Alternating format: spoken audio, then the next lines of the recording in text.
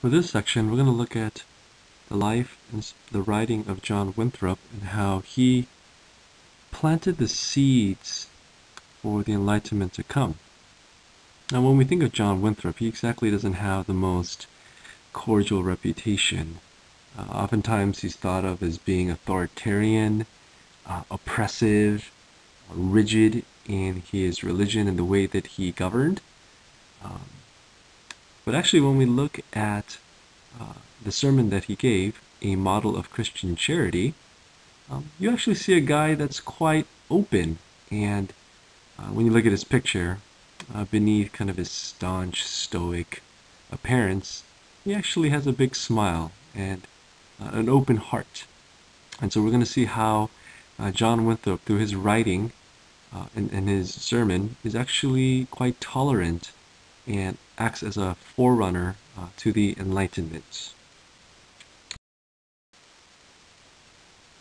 First, a little bit about his background that sets up John's openness for tolerance. He actually had experienced rigid oppression in England, which made him eventually immigrate to the New World, America. The Puritans had experienced persecution due to Charles I's reign and the Church of England basically getting rid of all dissenters from the nationalistic church. And so as persecution and religious pressures were increasing, John and other Puritan leaders basically began to pack up and get ready to move across the Atlantic. And so here's John coming across the ocean, already having personally experienced oppressive powers. And so his role is that as the governor, eventual governor of the newly formed Massachusetts Bay Colony, his role is to, in his writings, he shows that he wants to set up a city upon a hill, a shining beacon of God's community, to be an example to others, to the other Americans, to the world, of what it's like for Christian people to live together in community. And so John's background sets this up for his tolerant view towards humanity and openness, especially in the way that he governed. And so continuing on, we're going to look at 3 points in his Christian charity, his work, the sermon that he gives, that shows us basically John's tolerance towards humanity and openness. And the first thing that we see is that in his writing, he writes that it's the community's desire, his vision, his dream, that to hold conformity with the rest of his works, God's works, being delighted to show forth the glory of God's wisdom in the variety and difference of creatures. So the first thing that we notice is that John's vision and dream is quite open. It's rather than being rigid, he wants to see diversity of humanity. He realizes that that it's not simply about uniformity, but actually, when you look at God's creation, it's about complexity. And so God is really about a rainbow of colors. It's not just singular. And so basically, his essential preference in creating the city on a hill is to look at the differences of creatures and of God's creation, and to be open, and actually God's delight and glory and wisdom is demonstrated by diversity of humanity. Second thing that we can see from John's charitable writing is his socio-economic openness. In the midst of even him being the governor and creating hierarchies, he actually was quite opposed to difference of classes between rich and poor.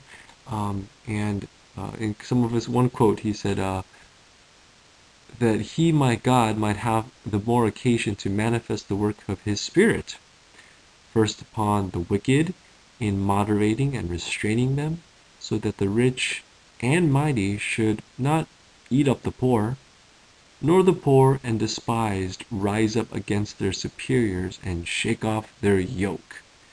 And so John here in his vision is calling for a greater sense of mutuality, greater oneness.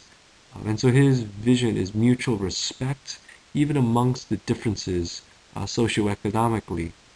And so there's a story that even he actually modeled this. And as he was the governor, a Puritan leader, um, he would restrict uh, eager entrepreneurs that would want to take advantage of the poor.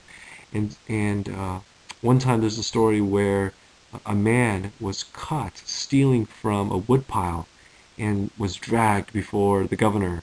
And Winthrop's solution was actually to give the man who had broken the law to take whatever wood he needed so that he wouldn't have to steal again. And so he understood the socioeconomic, the ways that oppression takes place. And so there's even stories about how he used his own wealth on behalf of his community and his own fortune. Um, so he was open, and so he also quotes, "Hence it appears plainly that no man is made more honorable than another or more wealthy, out of any particular or singular respect to himself, but for the glory of his Creator and the common good of the creature, man." And so John's vision here, secondly, is about openness, the rich and the poor, socioeconomically coming together to be a representative of that city on a hill, showing again that even socioeconomically, things are quite diverse. And thirdly, maybe the greatest of it all for John is that there needs to be a brotherly affection. He says that they might be all knit more nearly together in the bonds of brotherly affection. The way that tolerance and openness and community and the city on the hill actually gets fleshed out and motivation is stirred up is ultimately through love. It's when the members of the community love each other. And so openness and freedom cannot exist with a dominant emotion.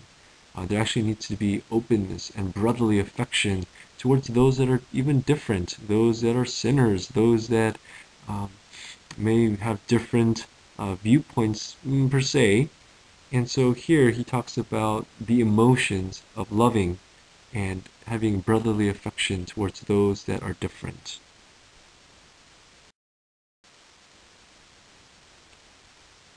So I just wanted to leave this portion of John Winthrop's vision, his anthropological tolerance, with a quote from his sermon.